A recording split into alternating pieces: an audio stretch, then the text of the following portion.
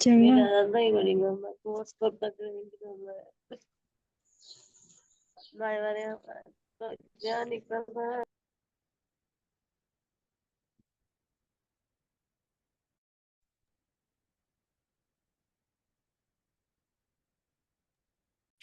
चलिए स्टार्ट करें अब हम। Hello hello.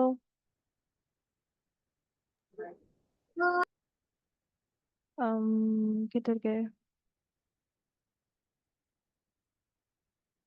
अच्छा जी।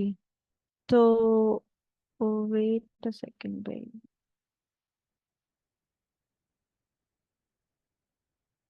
That's great.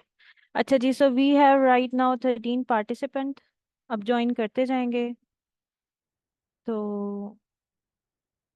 हम बात करने वाले हैं आज हमारे वन पेपर की। रिसेंटली अभी हमारे पास एक्साइज इंस्पेक्टर की आई थी सीट्स, इसके साथ साथ हमारे पास आई थी एडी एएसएफ की और इंस्पेक्टर की। एक्साइज की लास्ट डेट अभी भी चल रही है। आप में से जिसने अभी अप्लाई नहीं किया वो काइंडली कर ले। ये देखें 16, सॉरी 26 जून मैंने लिखा भी हुआ है साथ।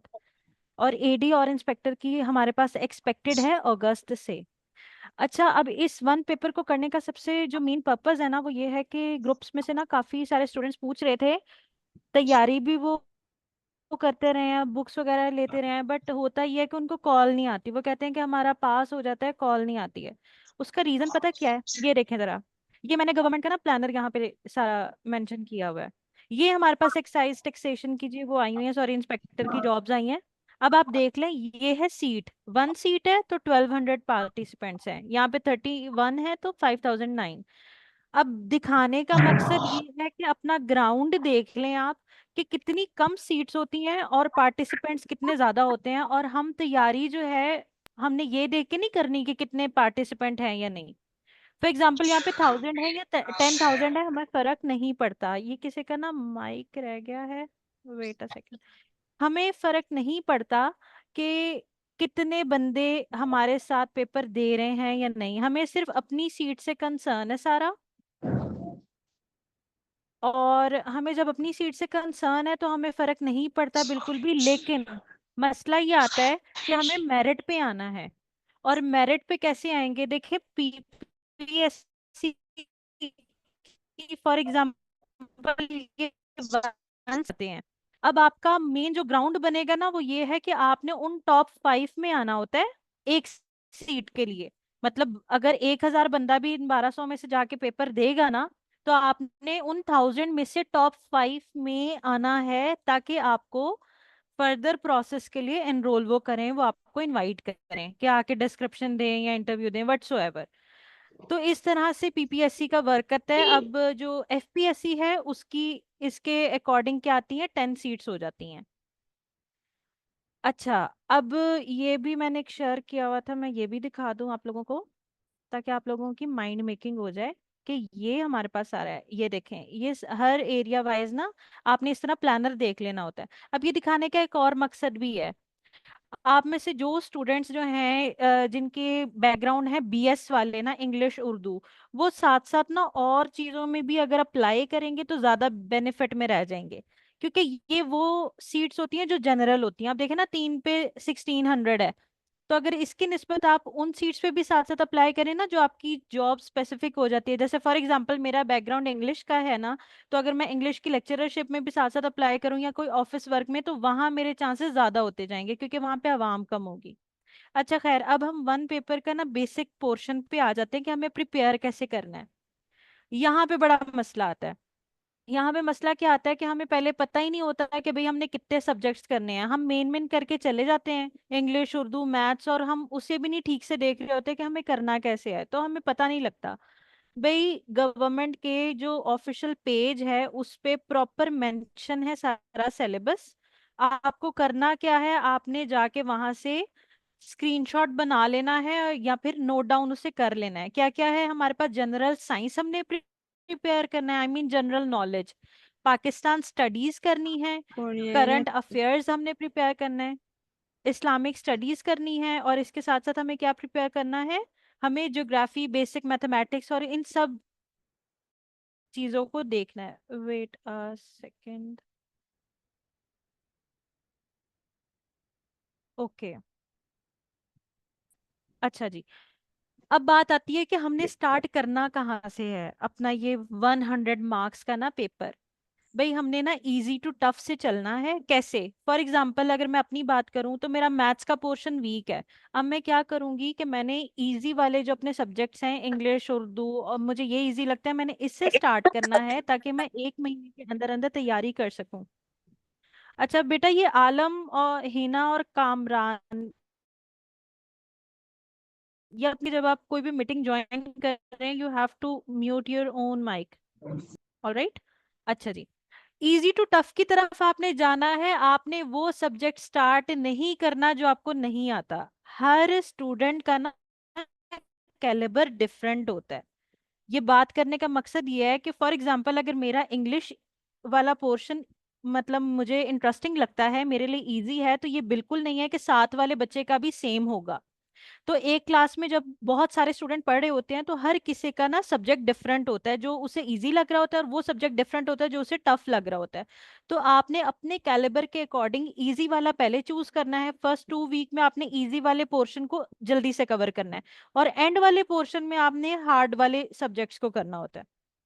अच्छा, नेक्स्ट पे आए, आपने अपनी सब्जेक्ट डिवीजन देखनी होती है। ये बहुत बड़ी मिस्टेक करते हैं हम वन पेपर करते हुए। देखें, स्केल कोई भी हो, 11th स्केल हो, 12th स्केल हो, ये एडी की सीट्स हो जाए 17 की, या फिर इंस्पेक्टर की 16 ग्रेड की हो जाए, कोई भी स्केल की आप जॉब की प्रिपरेशन करते हैं, आपने अपने आप को पैनिक नहीं करना होता। बच्चे क्या करते हैं, 1 घंटा इंग्लिश का, 2 घंटे उर्दू के, फिर मैथ्स को पकड़ लेंगे, सारा दिन एक दिन बहुत अच्छे से कर लेते हैं, 8 घंटे पढ़ लिया। आपको लगता है आप 8 घंटे पढ़ सकते हैं? अगले दिन से क्या होता है, वो सारी रूटीन खराब हो जाती है, आप डिस्ट्रैक्ट हो जाते हैं। तो what you have to do is, आपने सब्जेक्ट डिवीजन करनी है। आपने डिवाइड कर लिया कि भाई मेरे पास ये डाटा है। डाटा ऑर्गेनाइज करने के बाद 2 दिन में आपने एक सब्जेक्ट करना है, फिर अगले 2 से 3 दिन में अगला सब्जेक्ट। ये मैं एग्जांपल दे रही हूँ आपको, इससे ज्यादा दिन भी लग सकते हैं, इससे कम दिन भी लग सकते हैं। तो इस तरह आपने डिवीजन कर लेनी है, और डिवीजन के साथ साथ आपने चलते जाना है। फिर नेक्स्ट आता है prefer subjective over objective type notes. भाई ये बहुत इंपॉर्टेंट है वन पेपर को प्रिपेयर करते हुए। ये जिन लोगों को 4 4 साल गुजर गए हैं ना, वो मेरी इस बात को बहुत अच्छे से समझ सकते हैं। आपकी मार्केट में ना इस टाइम जो बुक्स मिल रही है ना, अब मैं किसी ब्रांड का यहाँ पे नाम तो नहीं लूंगी, मोस्टली ये है कि ऑब्जेक्टिव टाइप चल रही है। मतलब उसमें पेपर्स दिए हुए हैं, बच्चा क्या करता है, जाके एक जगह अप्लाई करता है, एक किताब खरीद के घर ले आता है। अब उधर एमसीक्यू आया हुआ है, फॉर एग्जांपल इस्लामिक का हम कोई भी एमसीक्यू उठा लेते हैं, एक पेपर में एक एमसीक्यू आया है कि वो कौन सी सूरत है जिसमें ना 2 बार बिस्मिल्लाह है। उसने एमसीक्यू लगा लिया सूरह नमल। अब ये बिल्कुल लाजमी नहीं है कि जिस चीज के लिए उसने अप्लाई किया नेक्स्ट में भी यही एमसीक्यू आएगा। हो सकता है अब इस बार वो पूछे हमसे कि वो कौन सी सूरत है कि जिसमें बिस्मिल्लाह है ही नहीं, तो सूरत तौबा। मीन टू से पेपर ऑर्गेनाइज करने का पैटर्न ये होता है कि वो पिछले पेपर उठाते हैं पास्ट वाले, बट वो करते क्या है कि कुछ कॉपी पेस्ट करते हैं, लेकिन कुछ जो हैं वो उसी में से बिल्कुल सिमिलर वाले निकालते हैं। तो हमने जो अपनी नोट्स मेकिंग करनी है ना, एम आई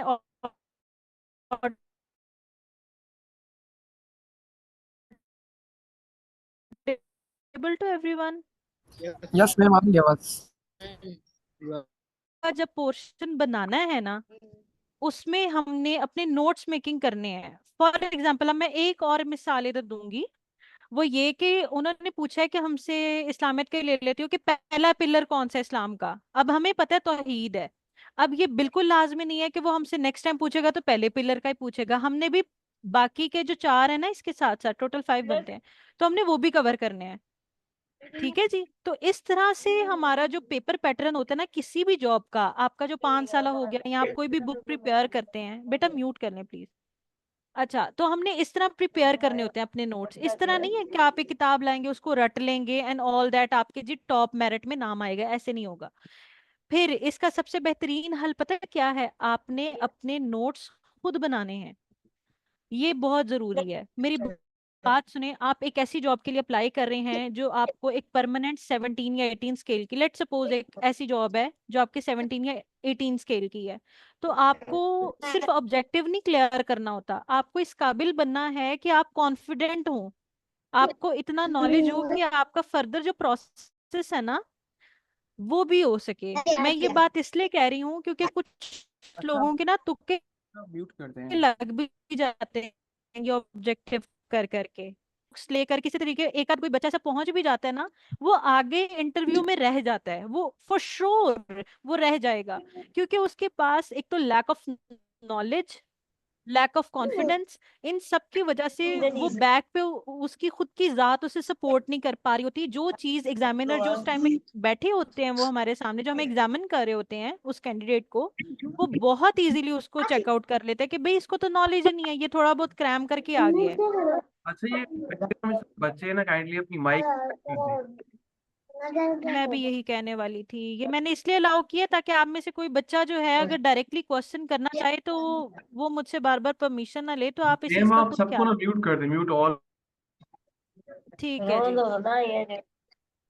ओके, अच्छा जी। सर मैं ये खुद नहीं करना चाह रही थी, चलें खैर। अब ये चीज आ जाती है, इसलिए आपने अपने नोट्स खुद बनाने हैं, और अगर आपके पास टाइम बहुत कम है, जैसे कि एडी का पेपर बहुत करीब है, अगस्त में है, तो आप क्या करें, आप एक्सेस ले लें या आप मेरे साथ कनेक्ट रहें, मेरे पास जितने भी नोट्स अवेलेबल होंगे I will provide to all you people इंशाल्लाह। अच्छा, ब्लंडर क्या होता है, ब्लंडर पे आ जाते हैं। आपने अपनी वीकनेस खुद एग्जामिन करनी है, सब्जेक्ट वाइज भी वैसे भी, क्योंकि आप में से कुछ स्टूडेंट्स ऐसे होते हैं जिनको एमसीक्यूज या जो नॉलेज है ना वो फौरन फौरन एब्जॉर्ब हो रहा होता है बॉडी में, आपके माइंड में, आप लोगों को बार बार चीजें रिपीट करने की जरूरत नहीं पड़ती, लेकिन कुछ स्टूडेंट्स बिल्कुल मेरी तरह वाले भी होते हैं। In the past I have did so many blunders ना, मेरे साथ क्या होता था कि मैं जब भी कोई एमसीक्यू या कुछ भी करती थी मुझे रिपीट करना पड़ता था, मुझे वो भूल जाता था, 3 3 महीने बाद जब मैं दोबारा अपने नोट्स वो देखती थी, वो I was so shocked. CSS के टाइम पे भी मेरे साथ यही हुआ था कि मुझसे नहीं हो रहा था।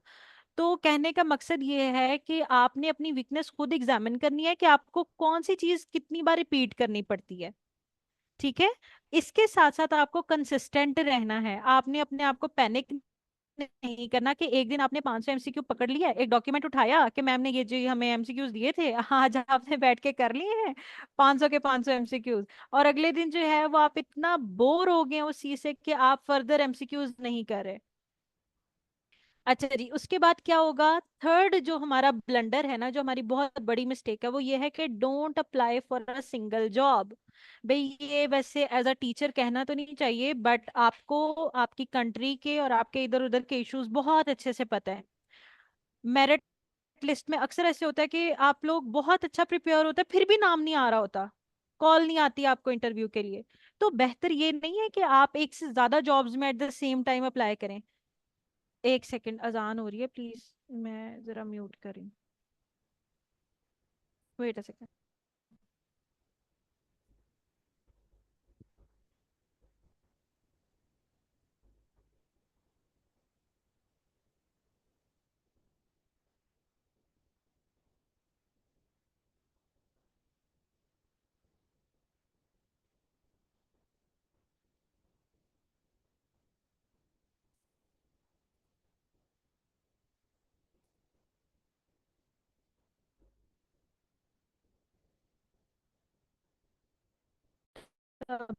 ये आपने ना सिंगल जॉब में अप्लाई नहीं करना। मेरी आवाज आ रही है ना? Hello hello. यस मैम आ रही है चलें, आवाज। That's great, that's great. अच्छा, आपने सिंगल जॉब में अप्लाई बिल्कुल नहीं करना, आपने एट द सेम टाइम जितनी भी देखें आप, वन पेपर का बेसिक जो पोर्शन है ना वो सेम है। अगर आप एक पेपर के लिए अप्लाई कर रहे हैं ना तो ये बहुत बड़ी बेवकूफी हो जाती है, आपको चाहिए कि जब आप प्रिपेयर करें तो आप ज्यादा चीजों में अप्लाई करें। अब यहाँ पे मैं फर्दर एग्जांपल देने वाली हूँ कि आपने नोट्स कैसे बनाने हैं, ये उन स्टूडेंट्स के लिए हैं जो कहीं से भी क्लासेस नहीं लेते और एंड ऑल दैट, वो खुद अपने आप के तौर पे करते हैं ना, ये उनके लिए। करना क्या है आपने, आपने डीकंस्ट्रक्ट करते जाना है ऑपोजिट वे में। ये देखिए, ये मैंने एक पिरामिड बनाया है, सादी जुबान में एक ट्रायंगल को उल्टा किया है आपने। सबसे पहले सारे सब्जेक्ट, उन सब्जेक्ट्स में से आपने एक को चूज कर लिया, just pick one subject at one time. उसका फिर आपने सिलेबस निकाला, उस सिलेबस में और उस एक टॉपिक पे जितने पॉसिबल एमसीक्यूज आपने 5 साल पेपर में देखे और एक साइड पे लिख लिए, और उस मिलते जुलते अगर आप हाथ से लिखेंगे तो टाइम ज्यादा लगेगा, कोशिश करें डॉक्यूमेंट फॉर्म में करते जाएं ताकि कॉपी पेस्ट के थ्रू ही काफी सारा इजी हो जाए, जैसे मैंने यहाँ पे किया हुआ है। अब देखें, ये सब्जेक्ट आ गया, मैंने एक टॉपिक उठाया भी 5 पिलर, उसमें से मैंने एक पकड़ लिया जक़ात वाला। जक़ात में मैंने आगे क्या किया, अब देखें यहाँ पे ये इंस्पेक्टर वाले में आया हुआ था 2 साल पहले शायद तकरीबन, जक़ात मीन्स टू प्योरीफाई ना। अब मैंने इस तरह सब्जेक्टिव पोर्शन में लिख लिया, मैंने कोई एमसीक्यूज नहीं लिखे। अब मैंने एक लिख लिया कि भाई ये 2 हिजरी में आया, उसके बाद फिर मैंने इसका निसाब डिस्कस कर लिया कि सिल्वर में कितना है, गोल्ड में कितना है। उसके बाद मैंने देख लिया कि किस सूरत में इसका सबसे ज्यादा जिक्र हुआ है। इसके बाद फिर मैंने देख ली इसकी डिस्ट्रीब्यूशन कैसे है, फिर मैंने ये देख लिया कि जक़ात और नमाज का इकट्ठा कितना मेंशन है कुरान पाक में। अब देखें ये करने से पता क्या होगा, आपने एक ही साइड पे जब एक ही टॉपिक के बहुत सारे एमसीक्यूज एक ही जगह लिख लिए ना, अब आपके पास गुंजाइश नहीं बचती। आपको जैसे जैसे पेपर में नए नए मटेरियल मिल रहा है आपने उस टॉपिक में ऐड करते जाना है फर्दर पेजेस में। इस तरह का सीक्वेंस देने से क्या होता है, ठीक है ये एक लॉन्ग प्रोसेस है but you are psychologically prepared कि you have done a lot and the enough one. अब देखें नेक्स्ट में भी मैंने ऐसे किया है, इसमें से ना ये एमसीक्यू जैसे हो गया, ये 2 हिजरी वाला ये बहुत रिपीट होता है, इधर से ये वाले 2 बहुत रिपीट होते हैं, आप लोगों ने देखा होगा उशर मींस, होम्स मींस, ये वाले 2 बहुत रिपीट होते हैं। तो लेकिन बाकी भी करना जरूरी है क्योंकि हमें नहीं पता एग्जामिनर हमारा कहाँ से देगा। अब नेक्स्ट पे आती हूँ मैं। अब जैसे ज्योग्राफी है, आपने ज्योग्राफी को इस तरह सीक्वेंस दे देना है कि भाई उसमें आपने ओशन भी करना है, रिवर भी, कैनाल भी। अब ऑब्जेक्टिव वाली बुक्स में पता क्या होता है, ऑब्जेक्टिव वाली बुक्स में मसला ये आता है कि उधर आपके पास एक ऑप्शन आया ना कि भाई सबसे बड़ा समुंदर बता दें, तो आपने समुंदर वाला कर लिया, आपने रिवर नहीं किया, आपने कैनाल्स नहीं किया, आपने फर्दर नहीं किया। ये ब्लंडर होते हैं हमारे। हम ना क्रैमिंग की तरफ बहुत जाते हैं और क्रैमिंग की वजह से होता ये है कि हम फर्दर चीजें देखते नहीं है, और फर्दर ना देखने की वजह से हमारा वो एमसीक्यू रह जाता है। अच्छा जी नेक्स्ट पे आते हैं अब हम। ये मैंने आप लोगों को इस्लामियत की एग्जांपल दे दी, ये एक बार फिर देख लें। आपने इस्लामियत के इस तरह बनाने हैं, अगेन रिपीटिंग, ये भी देख लें, स्क्रीनशॉट जिसने बनाना है वो बना ले। I will try my best कि मैं ये शेयर ही कर दूं, बट अगर ना भी हुआ तो ये है। अब मैं नेक्स्ट पे आऊंगी, ये भी जरा समझ लें, इंग्लिश का पोर्शन। भाई इंग्लिश में ना एक मसला आता है, पहले मुझे ये देखने दें, नजर आ रहा है आप लोगों को, ये पर्पल कलर की आप स्लाइड्स को लिए हैं,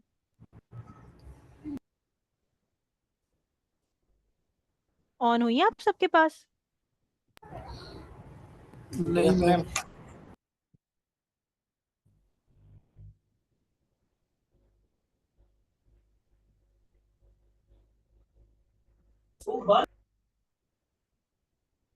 सबके पास ऑन हो गई?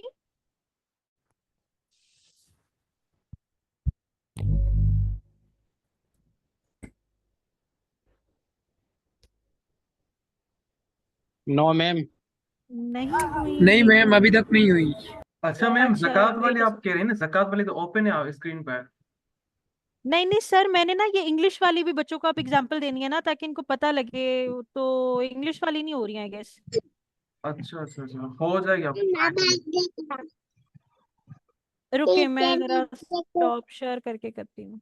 काइंडली आप सब अपनी सारी ना माइक्स को म्यूट रखें ताकि बाकी बच्चे सारे डिस्टर्ब वगैरह ना हो क्लास में। अच्छा अब देखें बच्चों,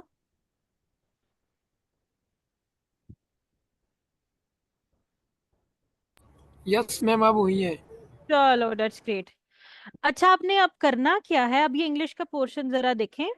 इंग्लिश वाले पोर्शन में ना इधर तो नहीं आऊंगी, वैसे ये आप सिलेबस देखें, सिनोनिम होते हैं, एंटोनिम्स होते हैं, प्रेपोजिशंस होती हैं, हमारे पास सेंटेंस कंप्लीशन होता है। फिर उसके बाद क्या होता है, कंप्रीहेंशन होता है। हर चीज जो है ना वो एग्जामिनर ऐसे नहीं करेगा कि सारी की सारी उठा के आपको 20 नंबर का प्रपोजिशन दे देगा। ये फर्दर ना मार्क्स डिवीजन होती है हर पेपर में। अब ये एक बच्चा जिसने सिर्फ अप्लाई किया है, वो खुद से बेचारा तैयारी कर रहा है, उसने सिर्फ एक किताब ली है, उस किताब में ये चीजें नहीं मेंशन होंगी, ना ही ये जो है, ये कैसे आप लोगों को पता लगेंगी? ये आप 5 साल जो पेपर उठाएंगे ना, जिस चीज में आपने अप्लाई किया है, आप 5 अच्छा मैम, ये ईयर्स की जो किसी की पेपर्स माइक ऑन है, उठाएंगे। कैमरा ऑन है, इसकी म्यूट कर दें काइंडली। मैं अभी करती हूँ। अच्छा, तो आप क्या करेंगे, आप उनमें से खुद ऑब्जर्व करेंगे कि ये डिवीजन कैसे हुई है। उस डिवीजन के बाद आप लोगों को पता लगेगा कि आप लोगों ने फर्दर उस पेपर की तैयारी कैसे करनी है। अब मैं अगर अपनी ही सिर्फ एग्जांपल दूं, मैंने जो फर्स्ट टाइम वन पेपर का किया था उसमें मैंने एडी की तैयारी एक बार की थी, इंस्पेक्टर वाले की मैंने नहीं की, क्योंकि आई वाज लाइक के यार अगर मैंने वन पेपर इसका किया है तो उसका भी हो जाएगा। मेरा असिस्टेंट डायरेक्टर का क्लियर हो गया था, इंस्पेक्टर का रह गया था। अब वो क्यों रह गया था, वो मेरिट में क्यों नाम नहीं आया, क्योंकि मैंने उसका जो इंस्पेक्टर वाले पेपर के हिसाब से तैयारी थी मैंने वैसी नहीं की थी, मैंने उसके पेपर्स नहीं देखे थे, मुझे नहीं पता था कि उसको कैसे करना है। मेरे माइंड में ये था कि अगर मैंने 18वें स्केल के पेपर की तैयारी कर ली है तो 16वें वाला तो हो जाएगा। मेरे माइंड में ना ये चीज, I was innocent at that time, तो मेरे माइंड में ये चल रहा था और वो क्लियर नहीं हुआ था, फॉर श्योर वो क्लियर नहीं हुआ था। एनीवेज, अब पॉइंट पे आते हैं। तो इसलिए कहते हैं कि भाई हर चीज को आपने ना 5 साल पेपर के हिसाब से करना है, आपने उधर से अपना सारा चॉक आउट करना है। प्रेपोजिशन की अगर हम बात करें, देखें भाई, इस्लामियात का मैंने आप लोगों को दिखाया था ना कि वो कैसे पॉइंट्स फॉर्म में लिखा था, बुलेट फॉर्म में लिखा था। इंग्लिश कैसे नहीं होने वाला, एमसीक्यू उसके भी आएंगे, एमसीक्यू इंग्लिश वाले के भी आएंगे, लेकिन इंग्लिश का पोर्शन आप एमसीक्यू के फॉर्म में नहीं कर सकते हैं, क्योंकि इंग्लिश की ये जो आपके पास ये वाली चीज आती है ना, ये synonym, antonym, preposition, sorry preposition और सेंटेंस कंप्लीशन, नरेशन आती है, वॉइस आती है, एनालॉजी आती है, ये सारी ना, इन सारी में क्या करना होता है, इन सारी में आपका कॉन्सेप्ट होता है। तो आपका जो कॉन्सेप्ट है ना, वो कैसे होगा भी, वो होगा आपके नोट्स मेकिंग से। आपने इंग्लिश के जो नोट्स हैं वो सेपरेट बनाने हैं। अब यहाँ पे सारी बात करने का ये मकसद है कि आपका जो इस्लामियत का पोर्शन है उसके नोट्स मेकिंग की स्ट्रेटेजी डिफरेंट होगी, आपका जो इंग्लिश का पोर्शन है उसके नोट्स मेकिंग की स्ट्रेटेजी डिफरेंट है। आप ऐसे नहीं है कि दोनों को सेम लेके चलेंगे। फॉर एग्जाम्पल, ये प्रपोजिशन दी है, तो ये जरा देखें, एक सेकेंड, ये टेबल है जी। अभी मैं यहाँ पे आपको पढ़ा नहीं रही, मैं सिर्फ आपको एक चंक्स बता रही हूँ। यहाँ पे देखें, इसकी टाइप्स लिखी मैंने नोट्स मेकिंग में, उसके बाद मैंने फर्दर उसको टेबल्स में डिवाइड कर दिया कि ऑन किधर किधर आएगा, इन किधर किधर आएगा, एट किधर किधर आएगा। इसके रूल्स हैं, ये ऐसे नहीं कि खुद से लिखे हुए, इसके रूल्स हैं। ऑन को बताने का, वो सरफेस के ऊपर होता है तो इसलिए ऑन लगता है। जब आपके पास बाउंड्री आती है, इनक्लोज्ड सरफेस होती है, तो आप इन लिखते हैं। कंट्री हो, सिटी हो, बॉक्स हो, कोई भी चीज जिसके आप अंदर मौजूद होते हैं। लेकिन आप जब कोई स्पेसिफिक लोकेशन बताते हैं, कोई स्पेसिफिक पॉइंट होता है चीज का या वक्त का, तब आप एट लगाते हैं। इस किस्म के ये जो रूल्स हैं ये आपको पढ़ने पड़ते हैं, फिर आप नोट्स मेकिंग करते हैं। इस तरह नहीं होगा कि आप किसी के भी उठा लेंगे और मैं आपको अब फौरन मिस ग्रैब हो हो गई, जाएगा। क्या कह रही हो? अच्छा किस जी, चीज में? सिली पीपल, तुम लेट्स आओगी सी। ना अभी, तो मैं तुम डिफरेंट पाओगी तैयबा को। अच्छा जी, ये सारी चीज है, तो ये इंशाल्लाह इंशाल्लाह हम ये सब करने वाले हैं। आप में से जो स्टूडेंट्स मेरे साथ कनेक्ट रहेंगे और सीरियस रहेंगे, उनको ये सारी चीजें बहुत अच्छे से समझ भी आती जाएंगी, और I will try my best कि हम लेक्चर में इतना कवर कर लें कि आप लोगों को बाद में उसकी ना रिवीजन की जरूरत ना पड़े। अब क्योंकि ये सिलसिला तो स्टार्ट हो गया है, तो बस मेरी कोशिश होगी कि हम सिर्फ संडे को ऑफ करें। एनीवेज, यहाँ पे ये देखें, ये टाइम की आ जाती है जी हमारे पास। जिस तरह वो मैंने सरफेस का बताया हुआ है ना, ऐसी आपने टाइम पे एट और जगह होती है, इन पे और जगह है, ईयर में, समर में, और ऑन पे। आपने अगर ये टेबल एक बार बहुत अच्छे से कर लिए ना, आपने इन रूल्स को अच्छे से समझ लिया, तो फिर आपके लिए बहुत इजी हो जाएगा। अब last but not the least मैं आप लोगों को एक और चीज भी दिखाती चलूं। टाइम हमारे पास ना बहुत शॉर्ट है। आप लोगों ने फर्दर जो भी लेक्चर रिलेटेड जो भी बात है ना, सर अली का नंबर मैं एक बार ग्रुप में दोबारा मेंशन कर दूंगी, क्लास टाइमिंग लेक्चर रिलेटेड वो आपको सारा बताते जाएंगे। तो बस डायरेक्ट इनडायरेक्ट की मैं आप लोगों को नेक्स्ट लेक्चर में दिखाऊंगी और पास्ट पेपर एनालिसिस बताऊंगी।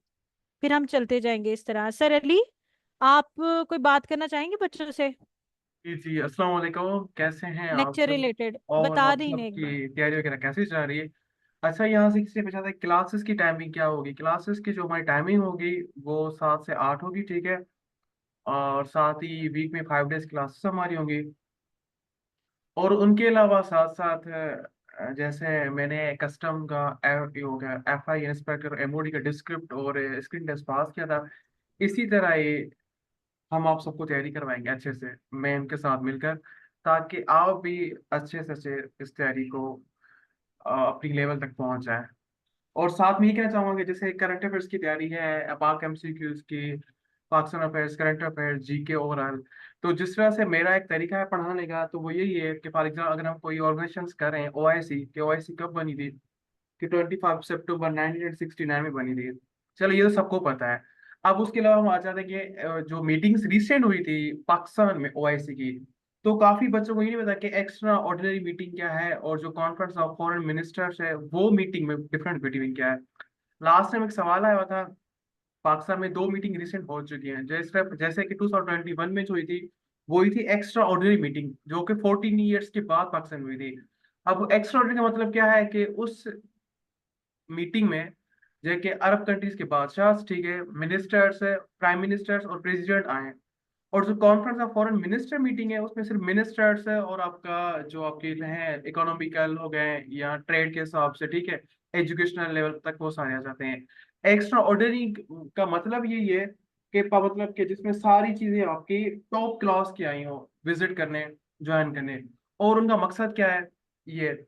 इनके अलावा हमने तैयार किस तरह करना है इसको MCQs को, कि भाई OIC 25 सितंबर में बनी थी और पाकिस्तान जो रिसेंट मीटिंग हुई थी वो हुई थी आपके क्या कहते हैं 19 दिसंबर 2021 में एक्स्ट्रा ऑर्डिनरी। और जो कॉन्फ्रेंस मीटिंग थी वो हुई थी 2022 में, 22 to 23 मार्च है। अब जो एक्स्ट्रा ऑर्डिनरी मीटिंग थी उसमें कौन कौन से बाकी कंट्रीज थे, OIC के अलावा P5 कंट्रीज थे, ठीक है। उसमें जो इब्राहिम ताह है वो कहाँ से बिलोंग करता है? वो चार्ट कंट्री से बिलोंग करता है। इस तरह करके हमने तैयार करना है, क्योंकि देखो पेपर में या आपकी बुक में के MCQ जो आते हैं वो सिर्फ एक आता है कि भाई मिलिट्री ऑपरेशन रद्दुल फसाद कब हुआ था, ठीक है। अब हमने वहां तो एक पढ़ा बुक में, लेकिन हमने क्या करना है, हमने पढ़ना है कि भाई जो बाकी सारे मिलिट्री है कि राह राह नात हो गया और राह रास, जरब अजब, ऑपरेशनल मीजान और रद्दुल फसाद आपका होगा ऑपरेशनल रूह शहादत। अब हमने सारों को कवर करना है, ताकि अगर आप बुक में आपने तो एक MCQ पढ़ा होगा, लेकिन हमने उनके साथ जो 10 से 12 एक्स्ट्रा MCQ और भी बनेंगे वो भी आपके साथ तैयार करवाएंगे। फॉर एग्जाम्पल कि FI में उन्होंने आपसे रद्दुल फसाद पूछा हुआ है, ठीक है। ADFI में वो आपसे पूछे कि ऑपरेशन रूह है शहादत कब हुआ था? स्टार्ट 2020 और 2013 में हुआ था। हमने तैयारी क्या करनी है, हमने तैयारी इस तरह से करनी है, जैसे अब पाकिस्तान का नेशनल डे कौन सा है और इंडिया का नेशनल डे कौन सा है। अब इंडिया में डेमोक्रेसी डे भी मनाया जाता है। तो हमने क्या करना है, हर हिसाब से MCQ आपको तैयार, जैसे कॉन्स्टिट्यूशन है। अब आपको सिर्फ यही पता है कि जो कॉन्स्टिट्यूशन आपका आया हुआ था 1956 का, ठीक है, तो वो आया था क्या कहते हैं। अब उसमें हमने ये नहीं पढ़ना कि किस डेट में इन्फोर्स हुआ था, हमने ये पढ़ना है कि असेंबली में ये बिल कब आया था, ठीक है। और उनके अलावा इन्फोर्स कब हुआ था और उसे कब प्रॉपर प्रिपेयर करके हाउस में लेकर आए थे, साथ में कितने आर्टिकल्स हैं, कितने पार्ट्स हैं, ठीक है। और उनके अलावा इन कॉन्स्टिट्यूशन कब मतलब कि तोड़ा गया था। हमने हर हिसाब से आपको तैयारी करवानी है और इसमें हमने पास पेपर भी साथ साथ डिस्कस करना है और ईच एंड एवरीथिंग आपके साथ तैयार करके। उनके अलावा साथ लास्ट 4-5 ईयर्स के मोस्ट रिपीटेड करंट अफेयर्स के MCQs, पाकिस्तान अफेयर्स के MCQs, वर्ल्ड GK MCQs, हर एक पोर्शन के साथ हम आपको कवर करवाएंगे। और क्लासेस क्या होगी 7 to 10 PM। तो जितनी भी क्लासेस में सबका हम हमको हैंडआउट्स भी देंगे, मॉक पेपर्स भी आपसे लिया जाएगा। इनके अलावा जितने भी एक्स्ट्रा ऑथेंटिक नॉलेज होगी वो आपके साथ ग्रुप टू ग्रुप शेयर की जाएगी। अब आपके पास कोई जहन में सवाल है, कोई कंफ्यूजन है तो आप कर सकते हैं। कल से रेगुलर हमारी प्रॉपर क्लासेस स्टार्ट होगी। जो इंटरेस्टेड हैं वो आप ज्वाइन कर सकते हैं। मेरा नंबर भी आपके साथ है भी शेयर, और फर्दर मैं आपको क्या कहते हैं, बल्कि मैं चैट बॉक्स में भी नंबर आपके साथ शेयर कर देता हूँ, आप वहां भी मुझसे कांटेक्ट कर सकते हैं। मैंने स्क्रीन में आपके साथ नंबर शेयर कर दिया है, ठीक है। तो आप फर्दर कोई भी सवाल, कोई भी कंफ्यूजन वगैरह हो तो आप कर सकते हैं। फीस नॉर्मल है, तो फीस जो है 1500 हमने फीस रखी हुई, ताकि हर एक बच्चा इस फीस को अफोर्ड कर सके। ये 45 डेज का, इसमें हमने सारे पास पेपर भी कुछ करने हैं, और अच्छा, इनके अलावा sorry for the interruption sir, wait a second. आप लोगों से रिक्वेस्ट है, हमसे डॉक्यूमेंट्स या मेरे साथ वही स्टूडेंट जुड़े जिसने वाकई में तैयारी करनी है। प्लीज ये नॉन सीरियस बच्चे ये बिल्कुल ना हो। थैंक यू अच्छा फॉर मैम, योर ये खालिद कोऑपरेशन। हुसैन की कोई माइक ऑन, कैमरा ऑन है से तो आप म्यूट कर दें। ओके ओके जी, डन। ये कुछ जी बच्चे जी। होते हैं हमारे शरारती, कोई मसला नहीं। अच्छा गाइस, आजान आ रही है, तो कोई सवाल वगैरह हो तो आप चैट बॉक्स में कर सकते हैं, ठीक है। आप सर अली से रब्ता कर सकते हैं, ठीक है जी। अपना ख्याल रखें, अल्लाह हाफिज। कोई सवाल वगैरह हो तो आप आपके पास 2 से 3 मिनट का टाइम है, आप चैट बॉक्स में कर सकते हैं।